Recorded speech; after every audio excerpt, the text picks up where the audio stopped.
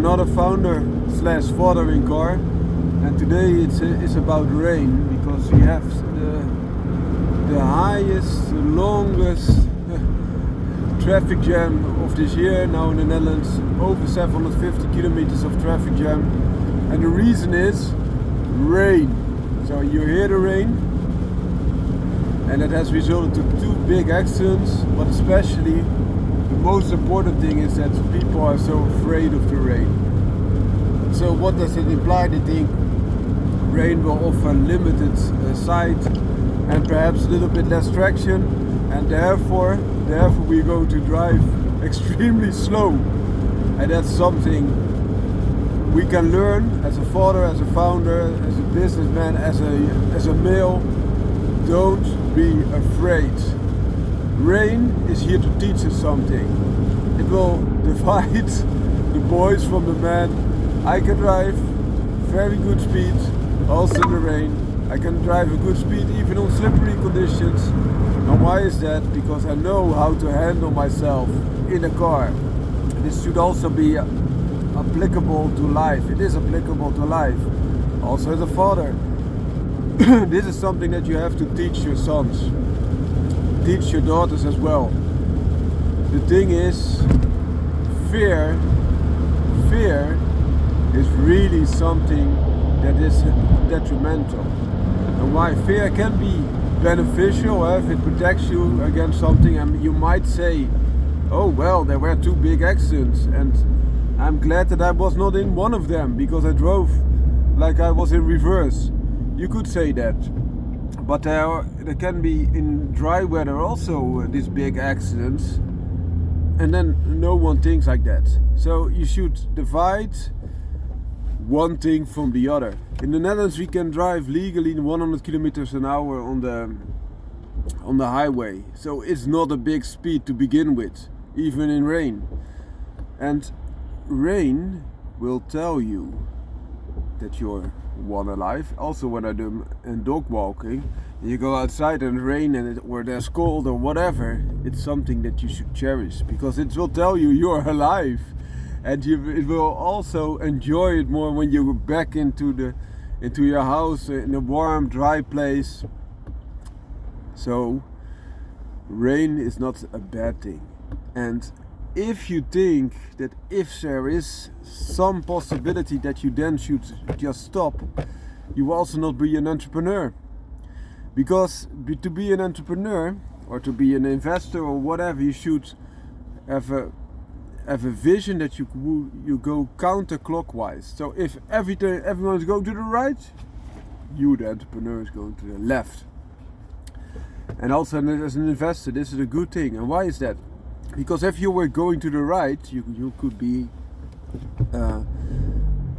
developing a Me Too type of product. So just a product that's very comparable to all the others, but has, for example, one tiny difference.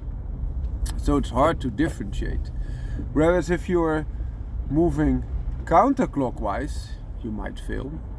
There could be a reason that everyone is going to the right and you're going to the left. But if you succeed, and that's what you want, if you succeed, you have something disrupting. You have something that others don't have. And that is the point. Same with investments. If everything is going very, very high and you buy then at that extreme high, there's a bigger chance that it will drop again to a low.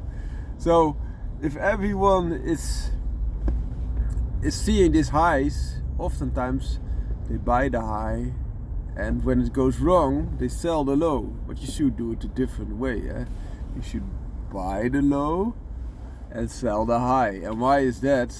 Because if no one is interested, you can get it for a low price. And if everyone is interested, you can sell it for a high price as well. Whereas if everyone is interested and you buy it, you have to pay a big price, a high price, and then oftentimes there will also be a counterbalance, so it will go down again, and then if you sell it again, you sell it with a lot of loss. So because you also sell it for a low price.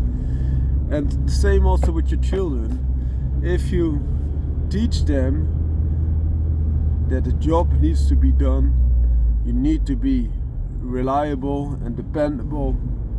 If you say you're coming regardless of the weather, regardless of bad conditions, you're there for them.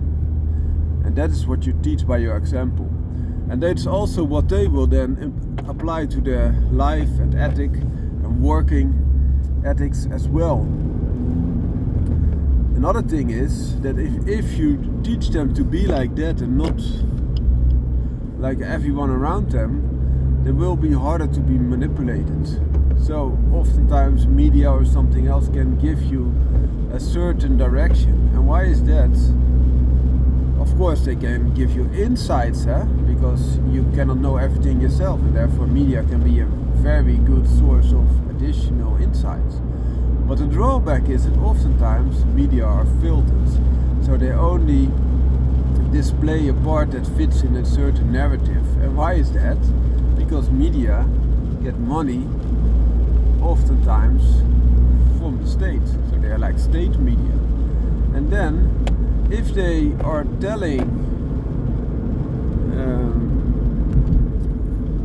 telling lessons, they're giving information that is not in line with the objectives of the state, oftentimes their funding is decreased. So what do you get? They get media that work in line with their states, in line with the government. So you might think, oh, it's nice that the government is paying that so that people are informed, and that's a good thing. It is. But the shadow side is that they also pay for like what the Romans wanted. They want to offer bread and place to the poor people to keep them in line, to keep them aligned.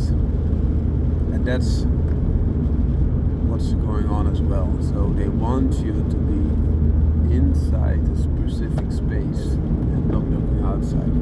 And if you teach your children that if everyone is slowing down because of the rain, you don't necessarily have to slow down that much.